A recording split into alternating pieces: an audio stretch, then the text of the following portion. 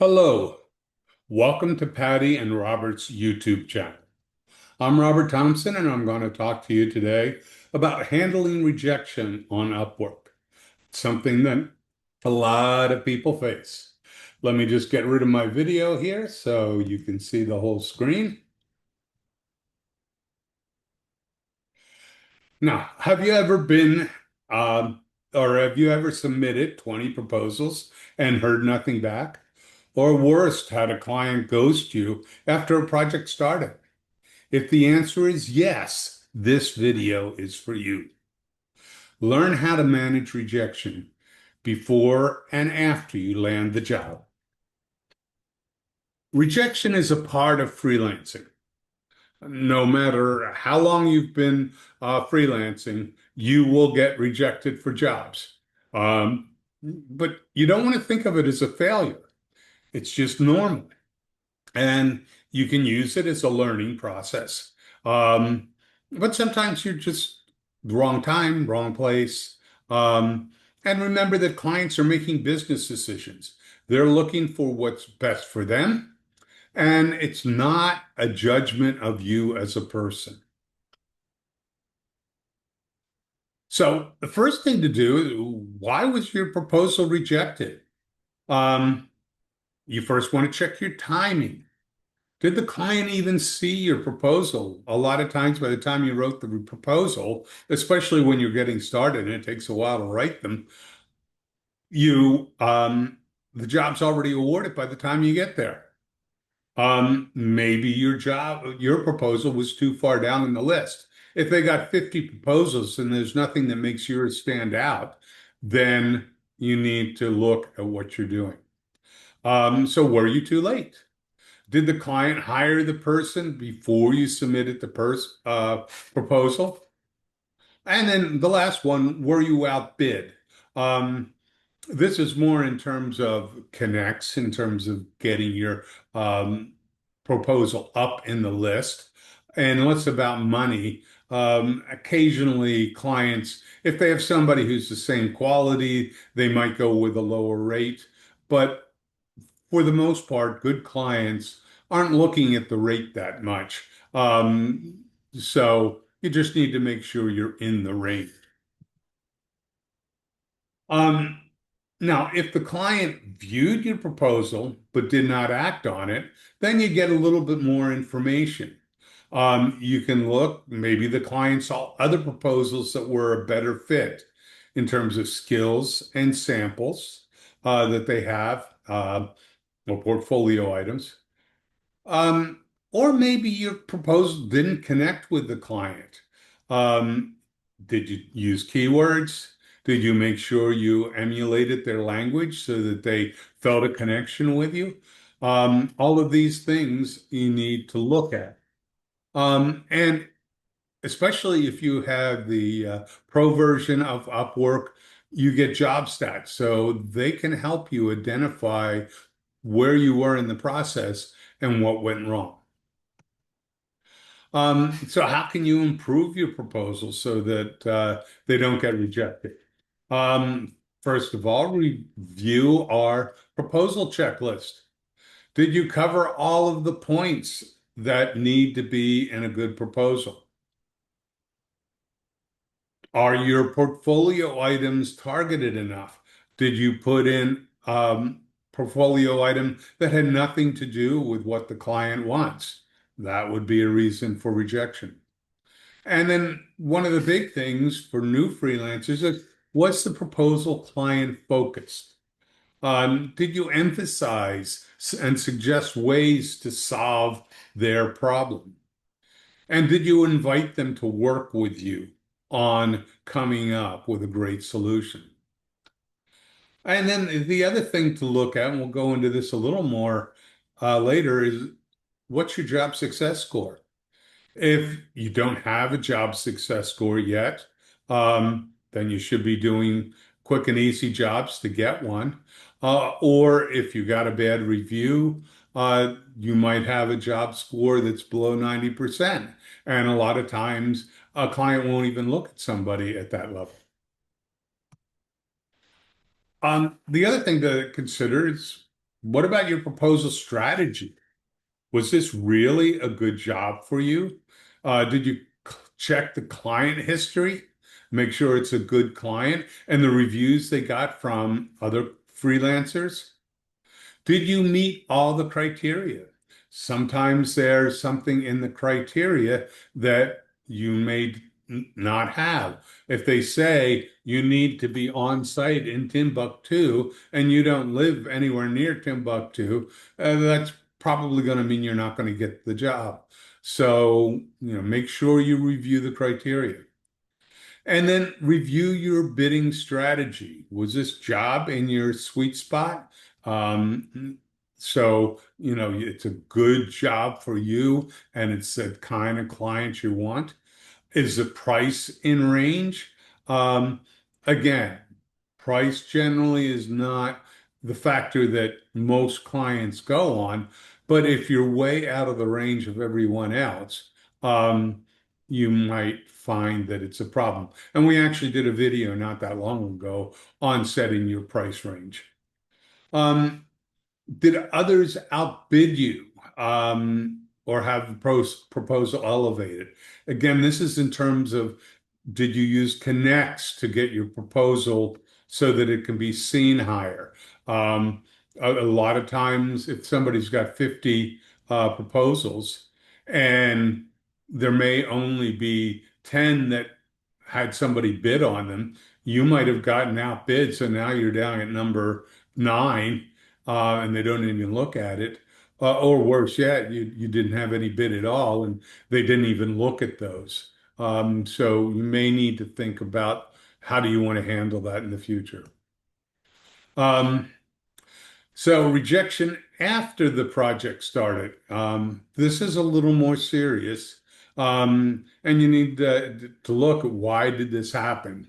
So a lot of times, did the client end the contract early? Um, Sometimes they may have decided to do it themselves. Um, a lot of new clients will put things out to bid, think it'd be easier to have somebody else to do it, but they didn't really think through how much work they're going to have to do to explain what they need. Um, and one of the other things, and this is a little more of a problem, did you give them enough work for them to finish it themselves? I've had clients um, ask for work and ask for more work and then decide, oh, they didn't want me to continue working on the project. And when I look back on it, I realized I had done all the hard work for them and they just need to clean it up. Another reason was it taking longer than expected? Uh, Especially if your skills were rusty. They may have expected you to be done in 5 hours and it's taking you 10 and you're not done yet. This is particularly important for uh, hourly contracts. Then that's why we ask you to do fixed price whenever possible, because with fixed price, if it takes you a little longer, well, that's on you. If you're doing it hourly and you're billing the client for that work, then they may get upset. Another big thing is scope changes and misalignment in the expectations. Um, and you need to look back at your proposal and say, were you clear about what was included in your proposal?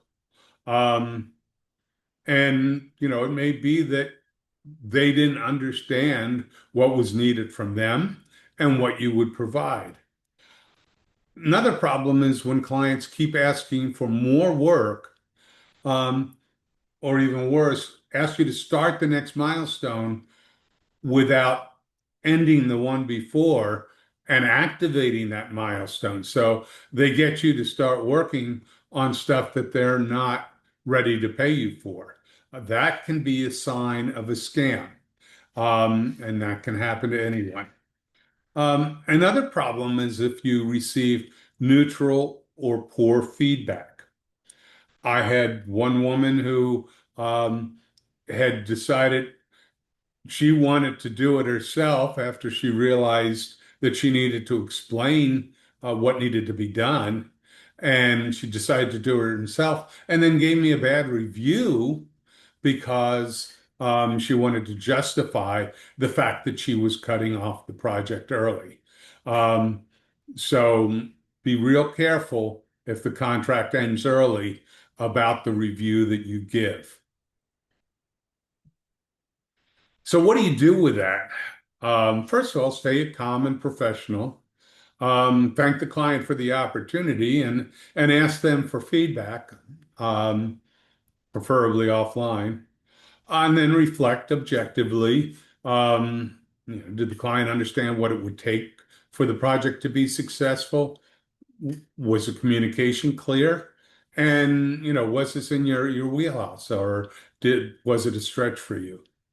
Um, Remember not to let one bad experience define your confidence or your ability to get future work. It doesn't mean that you're not going to be able to get future work. However, if you got a negative review, you do need to watch your job success score. A single job, a bad review can take down your job success score dramatically. Um, and so you may need to go back in and do quick wins, those little projects that are easy to do that you get 5 stars, just to bring up your job success score again. Um, and don't be afraid to give a bad review if it was the client's fault. You want to be clear about what happened. Um, But remember, you don't do your review or you don't see the client's review until you've done your review. So you need to explain to Upwork what really happened. So if the client cut the job short because of their own inability to communicate, you want to say that because you may wind up getting a bad review, and then to Upwork, it looks like there was no justification other than your failure to do good work. So don't be afraid to give that bad review to the client. So, when do you adjust your strategy? Well, if it keeps happening, you need to look at it. After the first job that you feel you failed on, I wouldn't worry much about that. But if it keeps happening, you want to reevaluate your niche. Are you doing the right type of work online? Is there other work you can do? Compare your profile to others who have the same skills. You may find that there's things in their profile that make it easy for you to update your profile or update your portfolio items. Check your hourly rate. We actually have a video on this, how you can set that. And as I've mentioned before, check your job success score. If it fell below 90%, you probably need to get those quick and easy jobs to get it back up. And then the other thing is you may want to consider coaching from a freelancing coach, such as Patty and Roberts, RPT Virtual Services. We can help you see problems that you may not see yourself. And we can help you improve your profile, your job success score, and your proposals. So remember, rejection isn't a sign to quit, it's a sign to adapt. And if you want some coaching to help you or a review, you can get a free half-hour coaching session at by contacting us at info@rptvirtualservices.com. So we'll see you in our next video. If you like this, don't forget to like, share, and subscribe. And again, need coaching. And you can also follow our blog and get more videos like this on www.rptvirtualservices.com. So have a great week.